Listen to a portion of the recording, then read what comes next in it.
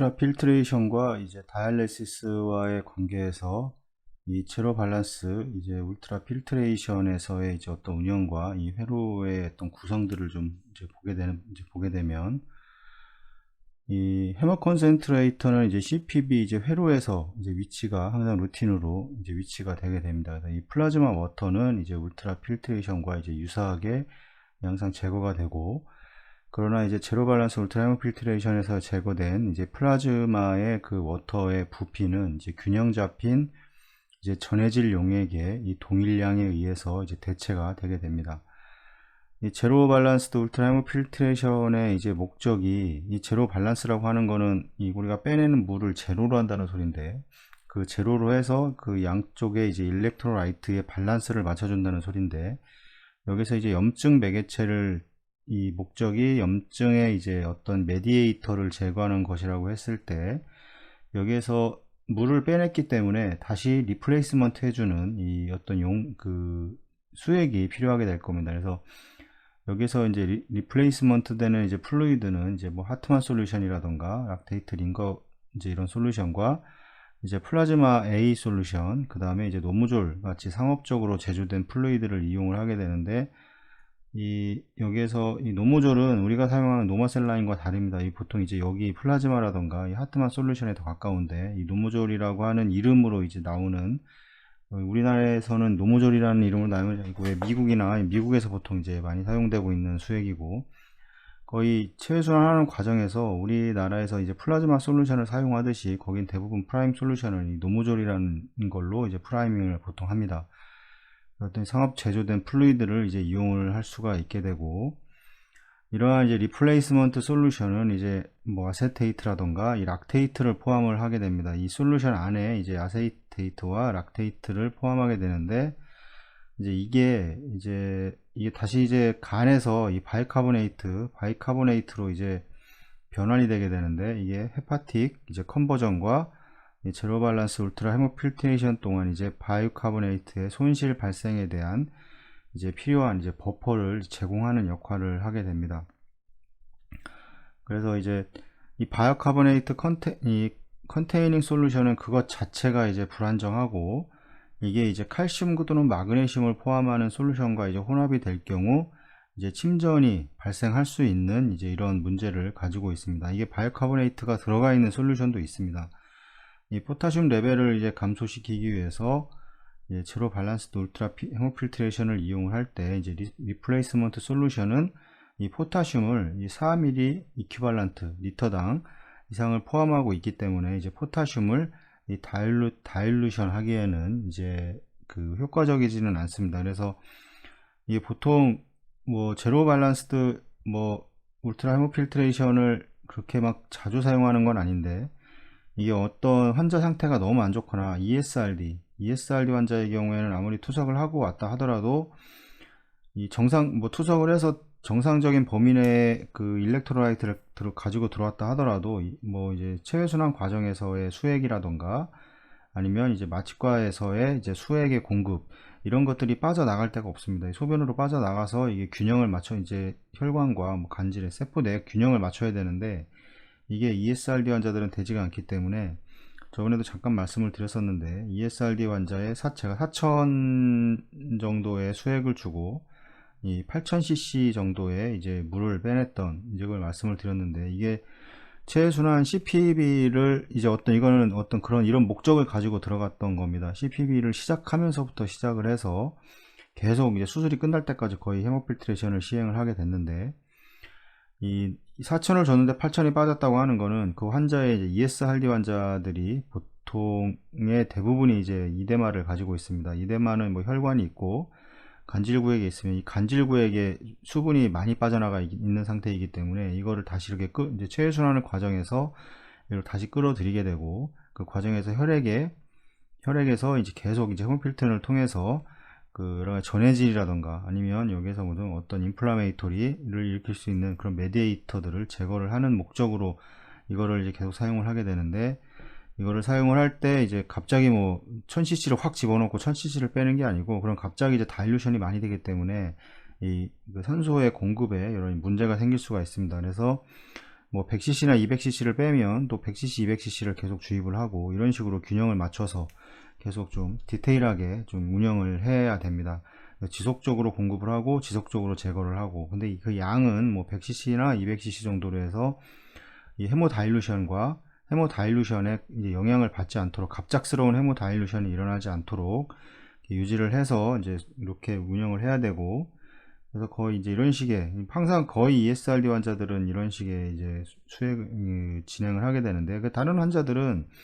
워낙 소변이 잘 나오기 때문에 그 막 이렇게까지 하지는 않습니다, 대부분은. 근데 하지만 이런 환자들은 소변 자체가 나오지 않고 공급되는 수액이나 이런 것들이 나올 데가 없기 때문에 이제 어떤 일렉트로라이트의 이제 언밸런스한 이제 일렉트로라이트 상태를 나타내게 되고, 그래서 이제 체해순환 과정에서는 이런 것들을 얼마든지 운영을 가능하기 때문에 이제 이런 식의 이제 방법으로 운영을 하게 됩니다. 이런 것들은 이제 쉽게 이용이 가능하고, 이제 비용 면에서도 이제 효율적이고, 이제 포타슘 레벨이 이제 낮은 이제 균형 잡힌 전해질 용액을 이제 찾는 것이 이제 어렵기 때문에 보통은 이제 0.9%의 소듐 클로라이드를 종종 이제 이용을 하게 됩니다. 대부분은 이게 아무 뺀다고 하지만 플라즈마 솔루션이라던가 뭐 하트만 솔루션이라던가 뭐 이런 것들은 이 안에 전해질 자체가 포함이 되어 있기 때문에 이 목적이 이제 여러 가지 전해질의 균형이 언밸런스해서 맞춰주려고 하는 건데, 이거 여기에 들어가 있는 이제 뭐 포타슘이라던가 이제 이런 것들 이런 걸로 인해서 이제 ESRD 환자의 경우 더구나 이제 포타슘을 더 낮춰야 되는 거죠. 그래서 이제 이런 것들을 사용하기에는 좀, 그래서 노멀셀 라인을 주로 이런 환자들에서는 이제 프라임 자체는 이제 플라즈마 솔루션으로 진행을 하긴 하는데,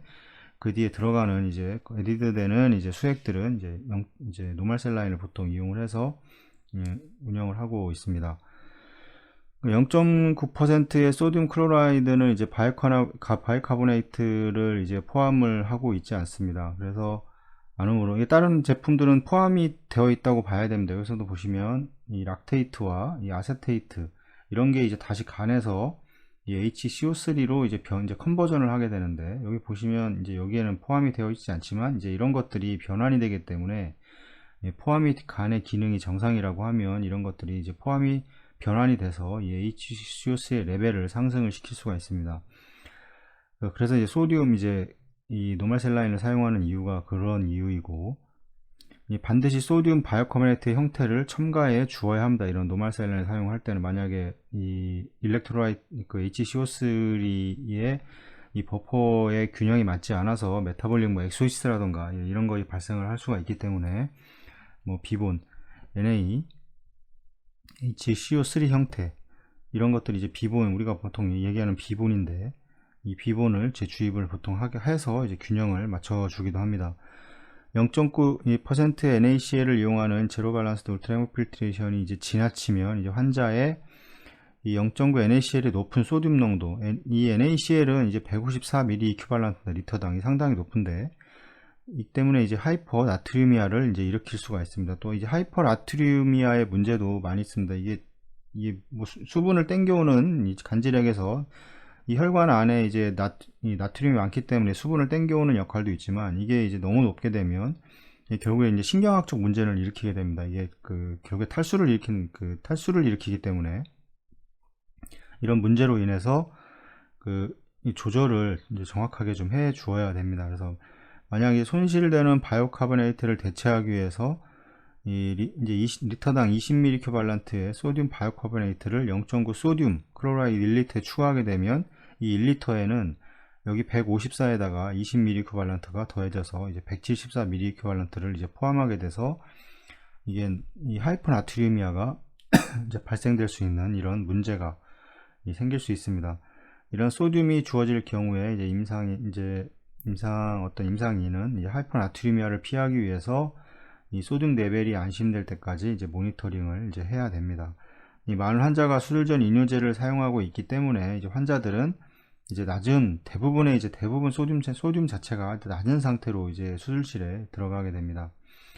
그러면 여러 가지 이제 솔루션들이 다 있는데, 여기 보면 뭐 플라즈마, 가장 우리나라에서는 이거를 체해순환 과정에서 체해순환을 마치고 해서 가장 이걸 많이 사용하게 되는데, 전해질들이 이제 균형 잡혀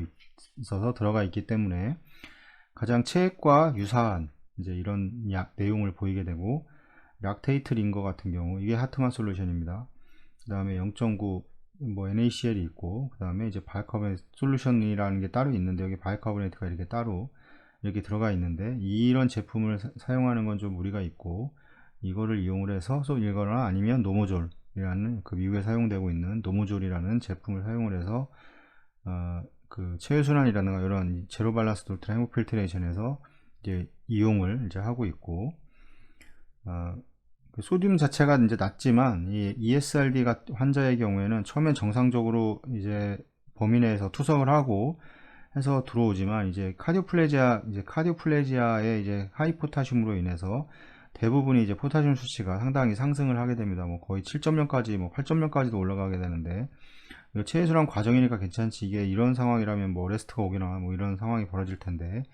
그래서 이제 헤모필트레이션을 통해서 지속적으로 계속해서 이 포타슘 레벨을 카디오플레자가 계속해서 주입이 되는다고 가정을 하면, 그거랑 이제 균등하게 그보다 더 많은 양의 이 필트레이션을 통해서 여러 가지 일렉트로라이트를 정상으로 맞춰줄 필요가 있습니다.